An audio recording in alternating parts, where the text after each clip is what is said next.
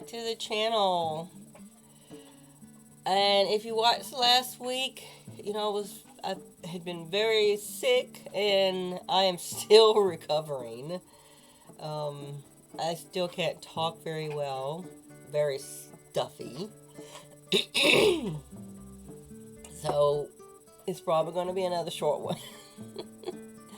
I did make a video about I researched a little bit on Excalibur because I thought that was really interesting. I found out some stuff I didn't know before, which was interesting. Okay, so maybe we'll watch the little video on Excalibur and see if maybe there's some stuff you might not have known, and if there's anything in it that's not right, let me know. I'm trying to learn about these historical things, so yeah.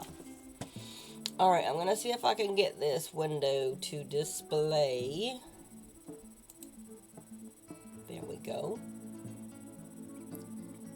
We'll start back at the very, very beginning. Alright, and let's listen and see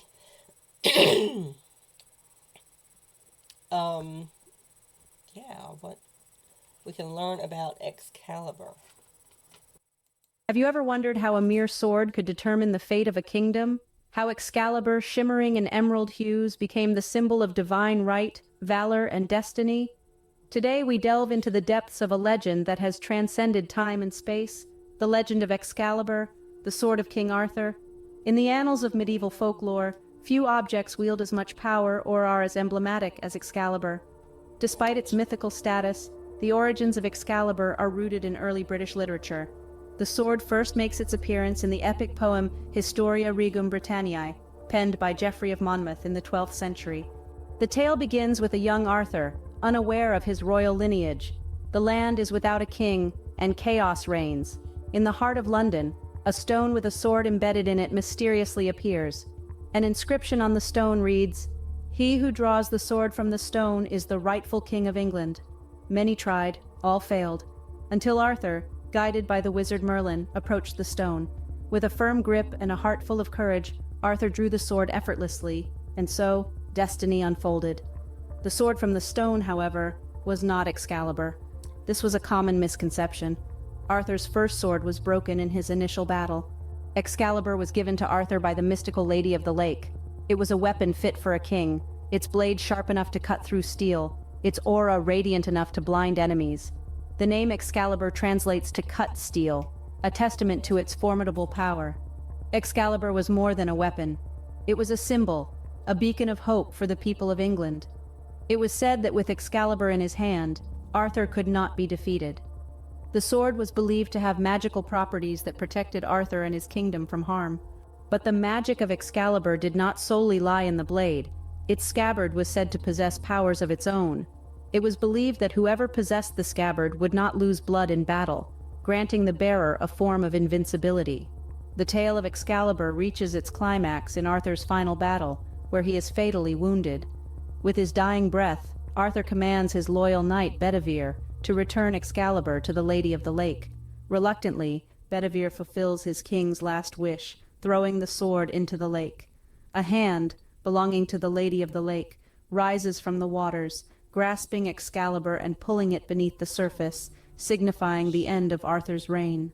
And thus the tale of Excalibur concludes, but its legend lives on. A symbol of divine right, a beacon of hope, a testament to courage and valor, a sword that chose a king, protected a kingdom, and defined an era. The legend of Excalibur is a rich tapestry of magic, power, and destiny, woven into the fabric of history and folklore. It stands as a timeless reminder of the power of belief, the importance of leadership, and the magic that can be found in the world, if only one knows where to look. And I apologize for the dog noises. Mac and Brutus are fussing over who gets to sit over there. Wow, okay, so I didn't know that Excalibur was not the sword from the stone. That is interesting. And also, it is really interesting of the idea of swords being right to rule, kind of chooser of kings, kind of things like that. Now, there are other figures. Tell me in the comments if I'm getting this wrong, but it seems to me like I remember Attila the Hun. Attila had a sword that he considered to be magical, and as long as he had this sword, he couldn't be beaten, kind of idea. And that, and I don't know, like I said, this is just a story that I remember hearing. I'm not sure if it's accurate, but that the sword was broken during a battle against the Romans, and that this, I guess, being a superstitious kind of person, he, instead of pressing on when he probably could have won, they retreated because it freaked him out that his sword got broke. And that pretty much was the start of his downfall. So I don't know if that's accurate. And are there other instances? Oh, I can't talk. I'm not even going to try to say that word again. But are there other situations in history where a sword has some kind of, is maybe passed down, or has some kind of magical, what would you say, Mac? Hush.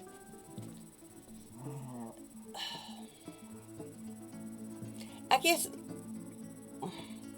I know there's other relics, scepters, what do you call that? It's not a wand. You know the thing, I think that England has one.